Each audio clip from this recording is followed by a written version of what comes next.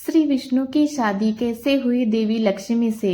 क्यों दिया नारद जी ने श्राप? आइए जानते हैं। भगवान विष्णु का विवाह बड़ी ही रोचक परिस्थिति में हुआ था। इस विवाह की चर्चा पुराणों में मिलती है। स्वयंवर के समय का रोचक प्रसंग पढ़ने को मिलता है। आइए जानते हैं श्री हरि विष्णु और माता लक्ष्मी का विवाह। श्री लक्ष्मी ने केवल श्री हरि को चुना क्योंकि भगवान विष्णु उनके शाश्वत पति है। वे अनंत काल से उनकी प्रिय पत्नी है। समुद्र मंथन से प्रकट होते ही वे श्रीमन नारायण को वरमाला पहनाने चली गई और भगवान ने उन्हें अपने हृदय में स्थान प्रदान किया। ऋषि भृगु की पुत्री माता लक्ष्मी थी। उनकी माता का नाम ख्याति था। राजा दक्ष के भाई भृगु ऋषि थे। एक बार लक्ष्मी जी के लिए स्वयंवर का आयोजन हुआ। माता लक्ष्मी पहले ही मन विष्णु जी को पति रूप में स्वीकार कर चुकी थी, लेकिन नारद मुनि भी लक्ष्मी जी से विवाह करना चाहते थे।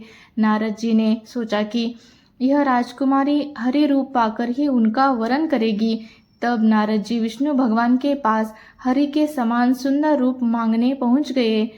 विष्णु भगवान ने नारद की इच्छा के अनुसार उन्हें हरि रूप दे दिया। हरि रूप लेकर जब नारद राजकुमारी के स्वयंवर में पहुंचे तो उन्हें विश्वास था कि राजकुमारी उन्हें ही वरमाला पहनाएगी, लेकिन ऐसा नहीं हुआ। राजकुमारी ने नारद को छोड़कर भगवान विष्णु के गले में वरमाला डाल दी। नारद जी वहां से उदास होकर लौट रहे थे तो रास्ते में एक जलाशय में उन्होंने अपना चेहरा देखा। अपने चेहरे को देखकर नारद हैरान रह गए क्योंकि उनका चेहरा बंदर जैसा लग रहा था। हरि का एक अर्थ विष्णु होता है और एक अर्थ वानर भी होता है। भगवान विष्णु ने नारद को वानर रूप दे दिया था। नारद समझ गए कि भगवान विष्णु ने उनके साथ छल किया है। उनको भगवान पर बड़ा क्रोध आया।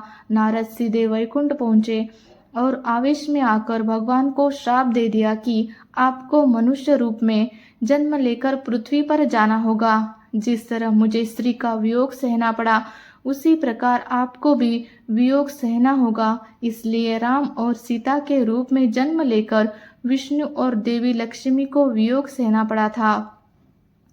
इस कथा प्रसंग में भगवान गणेश जी का विष्णु और देवताओं के द्वारा अपमान करने का भी उल्लेख मिलता है, जिसके चलते विष्णु जी की बारात लेकर निकले।